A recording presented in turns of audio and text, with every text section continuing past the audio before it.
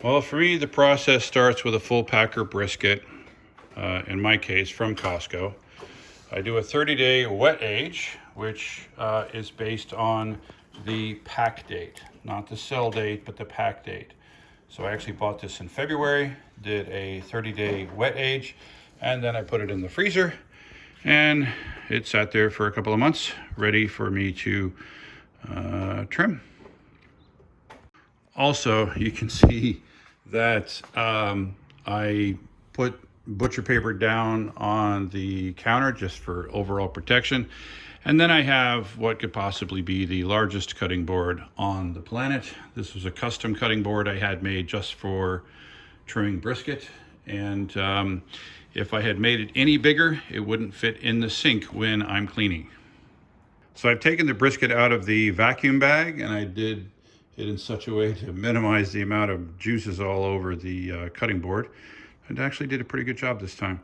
And now I've got it spread out, and I'm gonna start the trimming, and let's give it a shot. So mainly I want to get rid of all of the, sort of ugly fat here and there. But the big thing is I want to get rid of much of this fat. It's just not going to render. And I know this is going to be controversial in the Texas world, but the point is I want to get the salt to the meat, and the salt doesn't penetrate the fat. They talk a lot about this on Amazing Ribs. And so I want to get good portions of this fat off, because when I got brisket in restaurants, I hate that big river of fat that's on the outside that doesn't render and doesn't really add that much flavor. So we're going to leave some of the fat, but I'm going to get much of it off. And so I'm going to give it a shot. So the other thing is to make sure that I get a good sharp boning knife, right? And I actually just sharpened it prior to giving it a shot. And I'm looking for also, the other thing is to make sure that I'm trimming this cold. The colder it is, the easier it is to actually trim the fat. This fat's actually, there's quite a bit of, this fat's actually not as thick as it might normally be. I'm not doing a competition trim here. This is just a sort of normal. If I was doing a competition trim, for the record, I've never actually been in a competition, but if you're doing a competition trim, you might just slice that whole thing off, but I think that would just be a big waste of meat. And I'm just trying to get rid of tons of excess fat that isn't going to render. Oh, pause. I forgot a very important component, and that is the trash bowl. After I cut off the fat, I want to have a nice place to put it in. And you see this fat, you see this big river fat as I'm gripping it, it's very hard. And as I trim it, you trim a little bit at a time until you see how thick it is and how close this fat is. I'm going to say the marbling on this brisket looks amazing. And I'm just going to get rid of the huge rivers of fat that I can. Look at that marble. This is going to be an amazing brisket.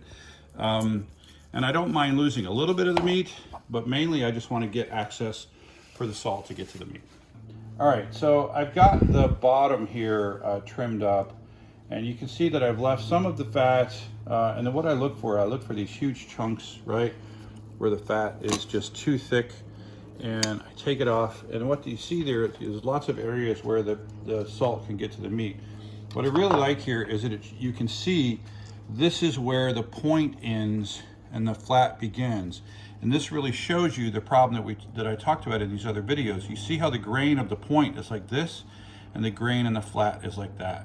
And so when you're cutting the flat against the grain, you're going to be cutting like this, and then you get up to the point, and depending on the angle, you're going to be continuing to cut. You're going to cut with the grain. But if you take an angle like this, you should still be cutting against the grain, even when you're cutting the flat, right? Does that make sense? So if you just understand the way the grain is of the brisket, you should be able to cut it against the grain, even when cutting both pieces. I'm gonna flip it now to trim the other side. And one thing you'll notice here is, even though it's harder I'm going to flip it with one hand, because what that does, see, there's a nice big river of fat that gave me a nice handle there. But I want to keep one hand clean, one hand dirty, right? Because there's some things I'm going to want to do with this hand where I want a clean hand. So that's what I always do when I'm doing a trim. So a couple of other things. One of the things, whenever I'm trimming, I'm never trimming like this towards me, and I'm never like holding a piece where I'm trimming where my hand is on the other side of the blade. We want to make sure that if we're holding stuff, we're holding it behind the blade and we're cutting away, so that, because sometimes the meat just gives away and your knife goes flying away, and you don't want anything over here that's attached to a human being. But mainly on this back, I don't have a lot of work to do. It's mainly about getting this huge river of fat. This is the river of fat that's between the point and the flat. And I trim a bunch of this away as possible. Sometimes, depending on the brisket, I may cut in and actually get some of it in the middle out. We'll see, it depends on the brisket. So when the brisket's upside down, you can really see this is the river of fat between the point and the brisket. And then come over here. What I often do is I take, this is a giant chunk of fat that just isn't gonna render. And so I take a bunch of it out with a nice V cut into the fat. You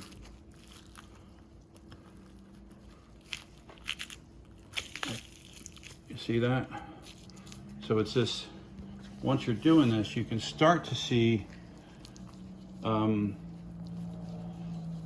trying to, I cook the briskets intact, but if you want to think about separating the point from the flat for the cook, this is how you do it, right? You take out, you sort of carve out the giant river of fat between the point and the, you can see that. This is the point, this is the flat. I'm sorry. And you can really see this, you know, this river of fat. What I'm gonna do is I'm gonna trim off some of it, pull the flat back a little bit, and then put it back together, which leaves most of the fat in between, or much of the fat in between, but takes out a lot of it that just isn't gonna render.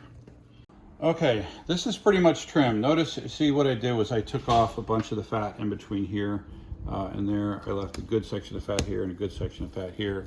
A little bit of fat here and there. You know, you don't have to, you definitely don't have to take all of it off. But sometimes I just, you know, it's just sort of an ugly thing, right? And also because I did a wet age, so some of this stuff just doesn't look good to me. But this is the flat, this is the point. Now, one final thing that I like to do when I'm trimming, right? So we looked at the point. If I can get, again, here's the grain of the point, and here's the grain of the flat. If I can get a single angle that would be able to trim both of them, and with a single cut, I'm going to indicate that angle by taking a slice off of the flat, right? So when everything's done, I can know that basically if I slice this way, I can cut against the grain all the way to the end of the brisket. So now it's time to put, I'm putting Morton's kosher salt liberally on the brisket. This is the whole point of trimming much of the fat off, because this salt will not penetrate fat, right? So it will penetrate. And then, whoops, I almost grabbed it with my dirty hand. And then I'm going to put basically salt and pepper, right? Otherwise known as Dalmatian seasoning. I'm gonna put a nice, good, liberal coating of the thing, because this is what gives the bark its flavor. What's the size of that pepper? Oh, thank you. This is 16 mesh black pepper, standard black pepper that's used. And then I'm just gonna sort of pat it down to get it on the thing. And then, well, I always do my salt first. Based on a silly thing from my father from years ago. Got to put the salt on first or the pepper won't stick. It's just a silly thing, but it's how I do.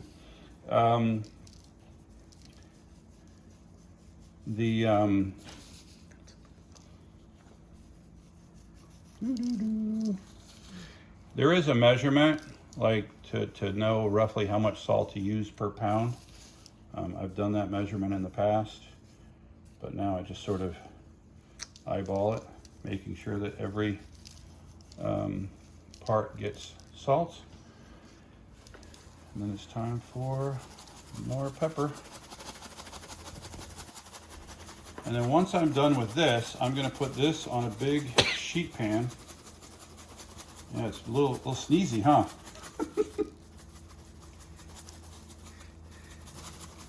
All right, now I'm going to put it on a sheet pan, and it's going to go in the fridge for like overnight. Cleanup is just as an important part of prep as anything else, and basically this is what I was talking about, that if I had made this custom cutting board any bigger, it wouldn't have fit in the sink. So again, my process is to give it a good hot rinse, and clean it with my hand before I start involving soap and water. And then once I've got it semi-clean, then I hit it with the sponge and scrubber and dishwasher. And then the final step is I happen to use a sanitizer that I have from my beer making stuff. I like it better than bleach because it's actually a no rinse sanitizer. So I don't have to worry about it being toxic or anything like that. And I'm gonna give it a good solid squirt, and then I'm just gonna leave it there for a couple minutes.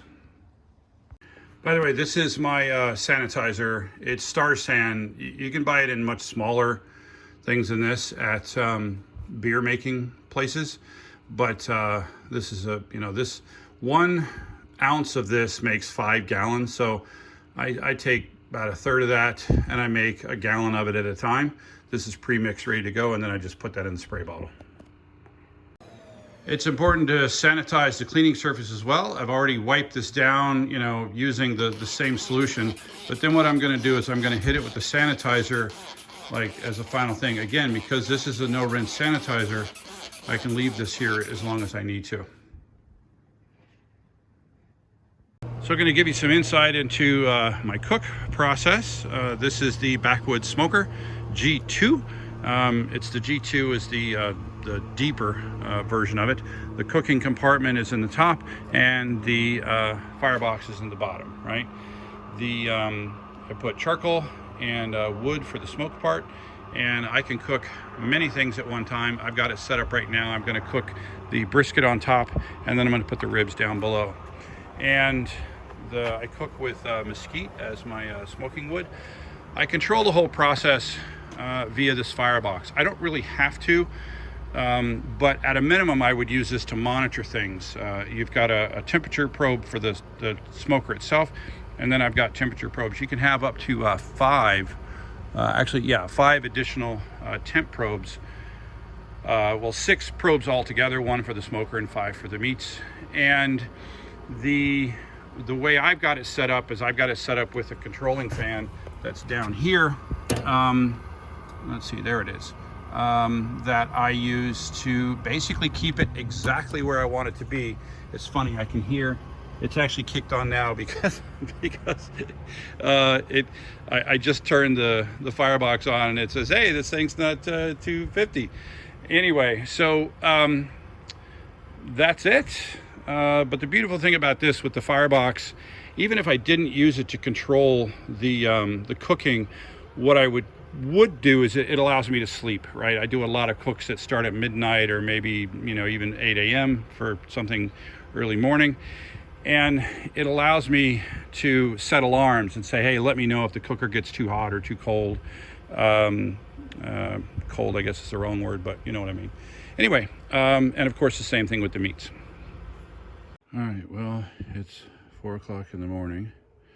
I was going to do it at 5, but it's, so what I've got is I've got the firebox all set up with a nice big batch of coals with a little hole over here, a hole in the rightmost corner of the box. I've got my wood ready to go on it. Then over here, I've got my chimney going. Nice and go. It's a half chimney, you'll notice, which is actually from my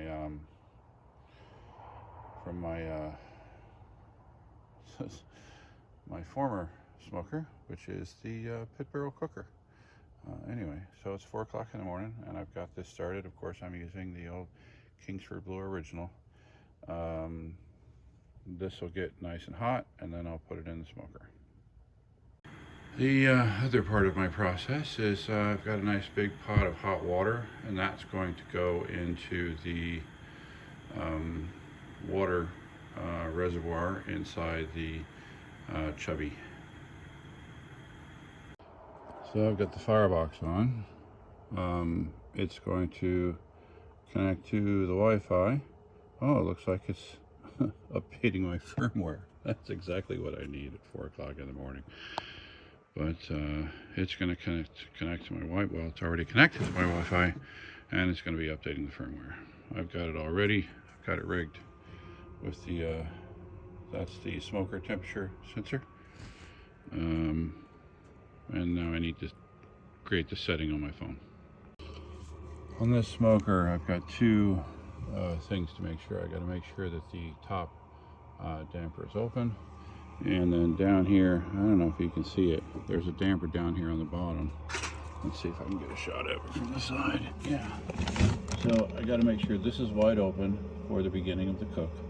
Once it gets close to temp, I'm going to slide that close to almost full, or almost close. The other damper is the one right here, where I have the fan connected to. So it's closed except for the fan. Okay. This is the longest part of the cook. It's waiting for this for this chimney to get done.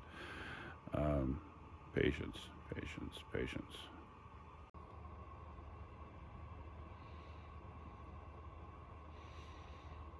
Anticipation. Don't exactly have the best relationship with my neighbor over there, so I decided that if I was going to do any further filming of my face, I'd come over here where he can't see me, because if he looks out the window at 4 o'clock in the morning and sees me standing here talking to my camera phone in the middle of the night, he's surely going to think I've lost it.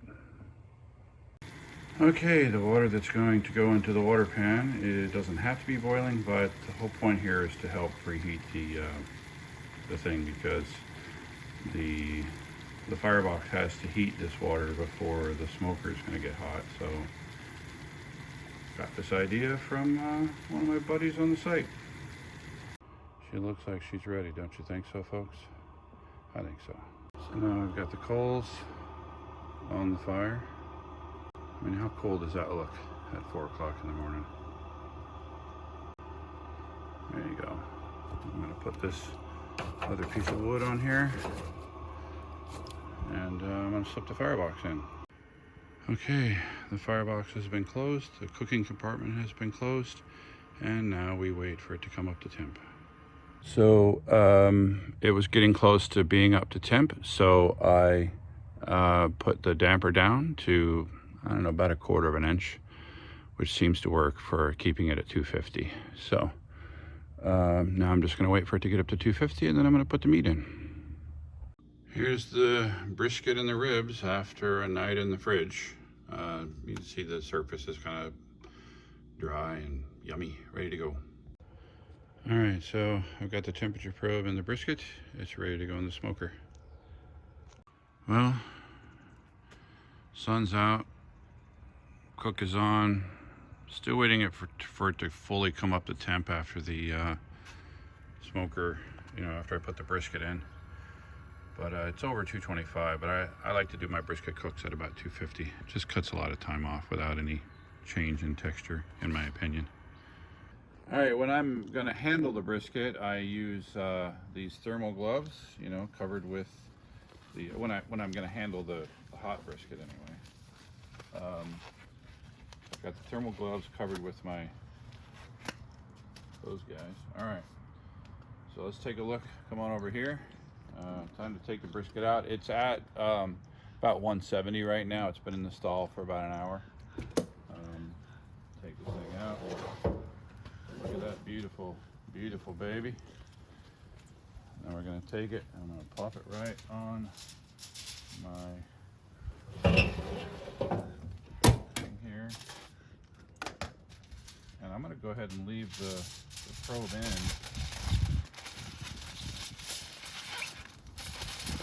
We have enough foil here. There we go.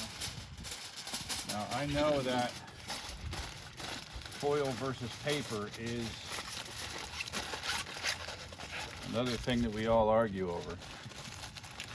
I personally find foil just easier to work with, especially when I'm checking on the brisket. So the idea here is I want to just make sure I get it as tight around the brisket as possible. No leaks. And then I'm just going to put it right back in there.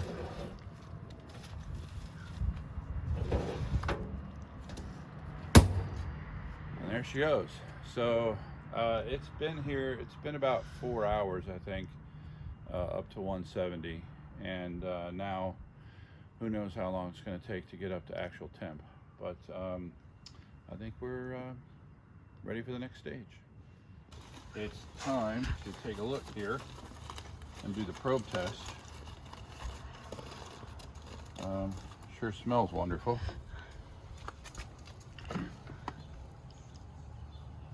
Yeah, that'll do. Yeah, the flat's perfect. The point part is extra tender. Might be a little extra tender today, but time to go ahead and pull the probe, and then we're just gonna hold it until time to eat. All right. Go for life. Everybody's a critic. Okay, well, the brisket's finally done. I hope I didn't overcook it this time because I did get a little distracted. So you remember right here we made this cut when we were trimming the brisket, and so that's going to show me the grain. But even when it's cooked, you can see it. You can see the grain. So I'm going to start on this end, right? And the flat is doing all right. Not really. We've got for those watching, we've got a peanut gallery behind the camera now. The oohs and ahs. The real key will be once we get to the point. The flat looks pretty juicy though, you know, for a flat. Nobody buys a brisket for the flat. Nobody puts baby in a corner either. Flat brisketers.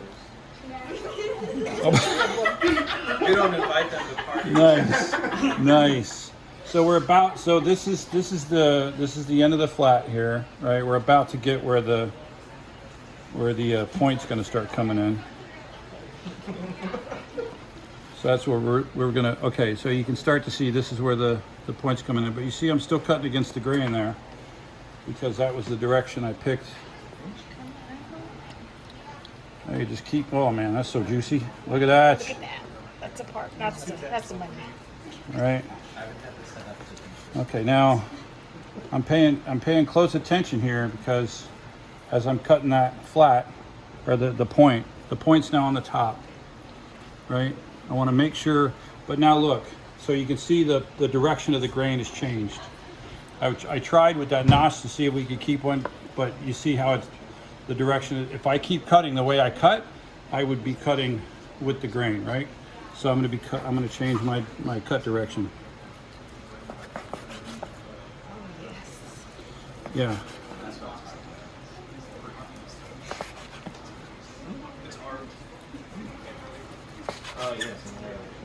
This is pretty juicy, pretty tender. Oh, you want to do a pull test? Let's do a pull test. Let us. So here we go. Holds its own weight. Oops! Wait. Right. Look. Holds its own weight. That'll work. Yes! All right. Ooh, this is a lot more fun than the stuff we did at the restaurant. All right. I'm glad it turned out okay. You know, I've only been working on it for the last 12 hours. I'm just gonna I'm pretty sure with the amount of people we have, we're going to eat all this, so I'm just going I to think cut it so. right up. Yes. This is why I have this ginormous knife. So I can cut the whole brisket in one fell swoop. So it's almost too tender. You can see how sometimes when I'm cutting it, it's a bit like the Valentina's brisket that we had, but I still think it's solid. Okay. We're gonna cut it all the way to the end, just a little bit. All right, we're gonna cut the. Let's see. Any other comments? Let's just take a slot right up. Dang it, I can't even. There's a slot right out of the middle. There's my brisket. Nice, beautiful. All right, cut against the grain on both sides. Anyway, so now it's time to eat. All right.